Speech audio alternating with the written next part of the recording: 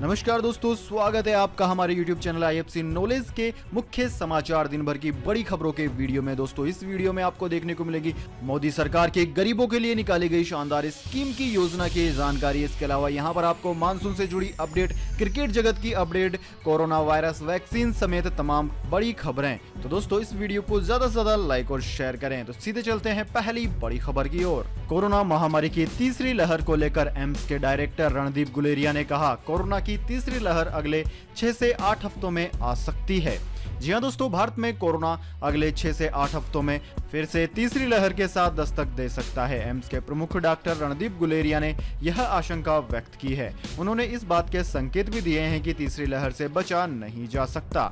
मार्च के अंत में शुरू हुए लॉकडाउन के दौर के बाद देश के कई हिस्सों में अनलॉक की प्रक्रिया जारी है। हालांकि एक्सपर्ट्स ने कुछ समय पहले ही तीसरी लहर को लेकर चेतावनी जारी की थी। डॉक्टर रणदीप गुलेरिया ने एनडीटीवी से बातचीत में कहा कि अब जब हमने अनलॉकिंग शुरू कर दी है तो फिर से कोविड संबंधी व्यवहार की कमी देखी जा रही है। ऐसा नहीं लग रहा है कि हमने पहली और दूसरी लहर के बीच क्या हुआ इससे कुछ सीखा है।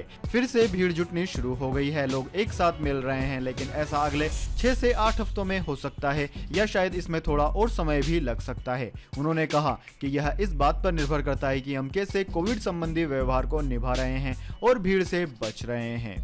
इसके बाद दोस्तों अगली बड़ी खबर, कोरोना के डेल्टा वेरिएंट के फैलने की शक्ति बढ़ी, WHO की चीफ साइंटिस्ट ने जताई चिंता। जी हां दोस्तों, विश्व स्वास्थ्य संगठन यानी कि वर्ल्ड हेल्थ ऑर्गेनाइजेशन WHO की प्रमुख वैज्ञानिक सौम्या स्वामीनाथन ने कोरोना वायरस के डेल्टा वेरिएंट को लेकर चिंता जाहिर की है।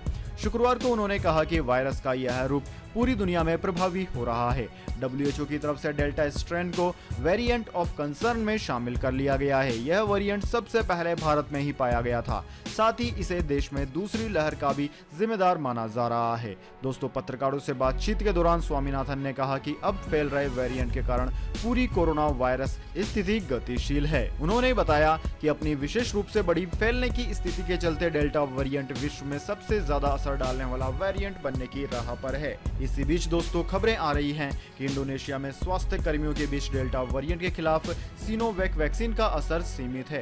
रिपोर्ट्स में कहा जा रहा है कि यह वैक्सीन कर्मियों को अस्पताल में भर्ती होने से नहीं बचा पा रही है। इस पर उन्होंने कहा कि अलग अलग देशों में इस्तेमाल की जा रही वैक्सीन के स्ट्रेन्स के खिलाफ प्रभावकारिता का पता लगाने के लिए स्वास्थ्य संस्थाओं को अच्छी स्टडी के डेटा की जरूरत है। उन्होंने कहा कि कोरोना के अलग अलग वेरिएंट के खिलाफ वैक्सीन के प्रभाव का पता लगाने के लिए WHO के पास एक एक्सपर्ट्स का समूह है। इस दौरान उन्होंने सीक्वेंसी बढ़ाने की जरूरत की ओर इशारा किया। इसके बाद दोस्तों अगली बड़ी खबर, मोदी कैबिनेट के विस्तार की हलचल हुई तेज, जून के आखिर तक होने की है संभावना। दोस्तों लोक जनशक्ति पार्टी की लड़ाई अब चुनाव आयोग तक पहुंच गई है। चिराग पासवान और पशुपति पारस अपने अपने तरीके से पार्टी पर अपना अधिकार जता रहे हैं। इसी बीच पशुपति पारस पटना से दिल्ली पहुंचे और अपने आवास पर अपने गुट के पदाधिकारियों के साथ बैठक की।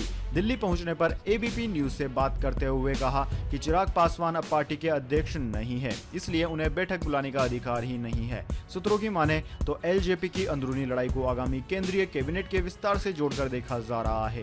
फिलहाल मंत्रिमंडल में शामिल होने की संभावना पर पशुपति का कहना है कि ये प्रधानमंत्री का विशेषाधिकार है। दरअसल प्रधानमंत्री नरेंद्र मोदी को अपने दूसरे कार्यकाल के पहला मंत्रिमंडल विस्तार करना है, जिसको लेकर एक सप्ताह पहले ही एक के बाद एक कई बैठकें प्रधानमंत्री आवास पर आयोजित की गई है। इसी से कयास लगाए जा रहे हैं कि जून के आखिर तक कैबिनेट का विस्तार हो सकता है। इसके बाद दोस्तों अगली बड़ी खबर, राजकीय सम्मान के साथ होगा मिल्खा सिंह का अंतिम संस्कार। पंजाब में एक दिन का राजकीय शोक घोषित। शुक्रवार देर रात हुआ था फ्लाइंग सिख का निधन। जी हां दोस्तों, पंजाब सरकार ने भारत के महान धावक मिल्खा सिंह का पूरे राजकीय सम्मान के साथ अंतिम संस्कार करने की घोषणा की है। पंजाब के मुख्यमंत्री कैप्टन अमरिंदर सिंह ने इसके साथ ही मिल्खा सिंह के सम्मान में एक दिन के राजकीय शोक का भी ऐलान किया। फ्लाइंग सिख के नाम से मशहूर 91 वर्षीय मिल्खा सिंह को कोरोना होने पर अस्पताल में भर्ती कराया गया था, जहां गुरुवार को उनकी रिपोर्ट नेगेटिव तो आ गई थी, लेकिन कल उनकी हालत नाजुक हो गई और उन्होंने जिंदगी का साथ छोड़ दिया। शनिवार की शाम पूरे राजकीय सम्मान के साथ चंडीगढ़ में उनका अंतिम संस्कार किया गया। इससे पहले अमरिंदर सिंह ने ट्वीट करते हुए मिल्खा सिंह के निधन पर गहरा दुख जताया। बताया था। अपने ट्वीट में उन्होंने लिखा कि मिल्खा सिंह जी की मृत्यु की खबर सुनकर मैं बहुत ज्यादा दुखी और आहत हूँ। ये एक युग का अंत है। पूरे देश और पंजाब के लिए यह बहुत बड़ी क्षति है। मैं उनके परिवार और उनके लाखों फैंस के प्रति अपनी गहरी संवेदना प्रकट करता हूँ। आने वाली कई पीढ़ियों तक फ्लाइंग सिख मिल्खा सिंह का नाम दुनिया भर में याद किया जाएगा। वहीं दोस्तों, इसके अलावा प्रधानमंत्री नरेंद्र मोदी ने भी मिल्खा सिंह के निधन पर शोक जताया है। उन्होंने ट्वीट कर कहा कि आज श्री मिल्खा सिंह जी के निधन के साथ ही हमने एक महान खिलाड़ी को खो दिया है। उन्होंने अपने खेल से राष्ट्र के सपनों को नई उड़ान दी थी। भारत के लोगों के दिलों में मिल्खा सिंह के लिए खास जगह थी। उन्होंने अपने प्रेरणादायक व्यक्तित्व से लाखों लोगों के जीवन पर असर डाला। उनके निधन से मैं दुखी हूँ। इसके बाद दोस्तों, अगली बड़ी खबर, कोरोना से ठीक होने के बाद लीवर का रखें खास ख्याल, पुरानी बीमारियों का बढ़ जाता है खतरा। जी हाँ दोस्तों, कोरोना की दूसरी लहर अब लगभग थम सी गई है। इसी बीच एक्सपर्ट्स तीसरी लहर को लेकर चेतावनी दे रहे हैं, लेकिन चिंता की बात यह है कि कोरोना से ठीक होने के बाद भी लोगों को कई दिक्कतों का सामना करना पड़ रहा है। ऐसी परेशानियों को डॉक्टर लॉन्ग कोविड का नाम दे रहे हैं, यानी वो बीमारियां जो कोरोना के बाद लोगों को लंबे समय तक परेशान करती है। दोस्तों, न्यूज 18 से मरीजों की इन्हीं परेशानियों को लेकर एक सीरीज की शुरुआत की है। इसके तहत कोरोना से होने वाली बीमारियों के बारे में डॉक्टरों की राय और उससे जुड़े समाधान के बारे में चर्चा की जा रही है। इसके अंतर्गत दोस्तों, डॉक्टर स्वप्निल शर्मा ने लिवर से जुड़ी परेशानियों के बारे में बताया। डॉक्टर शर्मा यहाँ लिवर ट्रांसप्लांट और HPC सर्जरी के कंसल्टेंट है। डॉक्टर के अनुसार किसी तरह से ठीक होने के बाद लिवर के मरीजों की बारीकी से निगरानी की जानी चाहिए और दवा के साथ इलाज किया जाना चाहिए। उन्होंने कहा कि आमतौर पर दो चीजें होती है, या तो कोरोना वायरस सीधा लिवर पर असर डालता है या फिर हाइपोक्सिक और साइटोकाइन ट्रम के जरिए। कई बार दवाओं के असर से भी लिवर को नुकसान पहुंचता है। दरअसल कोरोना के कुछ गंभीर मरीजों को दवाइयों की ज्यादा डोज दी जाती है, यही उनके लिवर को नुकसानदायक भी साबित होती है। इसी वजह से लिवर की बीमारियां कोरोना होने के बाद बढ़ रही हैं। इसके बाद दोस्तों, अगली बड़ी खबर, मोदी सरकार की शानदार स्कीम, जमा करें 55 रुपए और आपके खाते में आएंगे 36,000 रुपए। जी हाँ दोस्तों, हर कोई भविष्य में फिक्स इनकम चाहता है। अगर आप भी भविष्य में पैसों की तंगी से बचने के लिए निवेश की योजना बना रहे हैं तो आप केंद्र सरकार की स्कीम में पैसा लगा सकते हैं। दरअसल दोस्तों, मोदी सरकार की पेंशन योजना में सबसे खास प्रधानमंत्री श्रम योगी मानधन योजना है। यह पेंशन स्कीम असंगठित क्षेत्र के लोगों के लिए है, जिन्हें 36,000 रुपए पेंशन दी जाएगी। इस स्कीम में 18 से 40 साल की उम्र के लोग जुड़ सकते हैं और योजना में प्रीमियम का अमाउंट भी उम्र के आधार पर किया जाता है।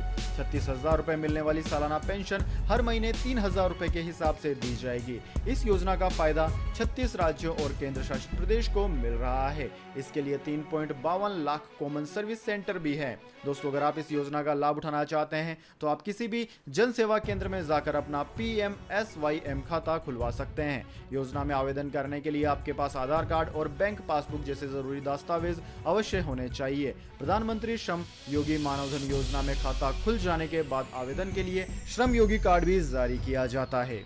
इसके बाद दोस्तों, अगली बड़ी खबर, मौसम समाचार, वेदर मानसून अपडेट। अरब सागर, सौराष्ट्र, गुजरात और मध्य प्रदेश, कच्छ, राजस्थान और पश्चिमी उत्तर प्रदेश में आगे बढ़ा दक्षिणी पश्चिमी मानसून।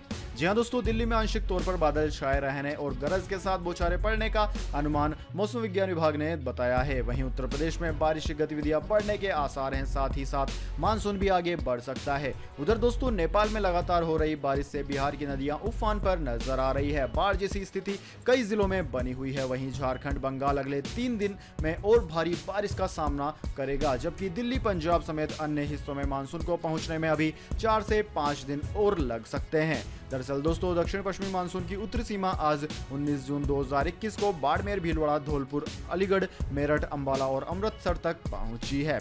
दक्षिणी पश्चिमी मानसून 19 जून को उत्तरी अरब सागर, सौराष्ट्र, गुजरात क्षेत्र और मध्य प्रदेश के पूरे कच्छ, राजस्थान के कुछ और हिस्सों और पश्चिम उत्तर प्रदेश के शेष हिस्सों में आगे बढ़ गया है। मौसम विभाग ने भारी बारिश का खतरा देखते हुए बिहार में येलो अलर्ट जारी कर दिया है। इसके अलावा मुंबई में हाई टाइड का अलर्ट जारी किया गया है। कई इलाकों में हल्की बारिश होने के भी आसार नजर आ रहे हैं। इसके अलावा दोस्तों, असम में 4.2 तीव्रता का भूकंप महसूस किया गया। 24 घंटे में यह 5वीं बार घटना हुई है भूकंप की। इसके बाद दोस्तों, अगली बड़ी खबर, महंगाई के मामले में लगा झटका, खाद्य तेलों पर अब सरकार नहीं घटाएगी इंपोर्ट ड्यूटी। तेल महंगा होने के बावजूद सरकार ने लिया फैसला। जी हाँ दोस्तों, भारत ने खाद्य तेलों पर आयात शुल्क को कम करने के प्रस्ताव पर रोक लगा दी है। यह जानकारी रॉयटर्स को मामले से जुड़े 2 अधिकारियों ने दी है। उनका कहना है कि यह फैसला इसलिए लिया गया है क्योंकि ग्लोबल मार्केट में खाने के तेल की कीमतों में गिरावट दिख रही है। इसका असर भारत पर भी पड़ेगा और कीमतें कम हो जाएंगी। देश में सोया तेल और पाम तेल की कीमतें बीते एक साल में दोस्तों दुगनी हो चुकी है। सरकार इंपोर्ट ड्यूटी में कटौती करके कीमतों को थोड़ा कम करने की कोशिश कर रही थी। इस मामले की जानकारी रखने वाले एक सरकारी अधिकारी ने नाम न छापने की शर्त पर कहा कि हम अभी आयात शुल्क में कटौती नहीं कर रहे हैं, हमें इसका एक लंबी अवधि वाला हल खोजना होगा। ड्यूटी में कटौती स्थायी समाधान नहीं है। तो दोस्तों यह थी आज की तमाम बड़ी खबरें। अगर दोस्तों वीडियो आपको पसंद आई तो वीडियो को ज्यादा से ज्यादा लाइक और शेयर कीजिए। और दोस्तों कमेंट बॉक्स में बताइए कि आपको शाम को भी मुख्य समाचारों की खबरें चाहिए या नहीं। धन्यवाद। और इस तरह की काम की खबरों के लिए अगर आप नए हैं तो हमारे YouTube चैनल को सब्सक्राइब कर बेल आइकन दबा लीजिए।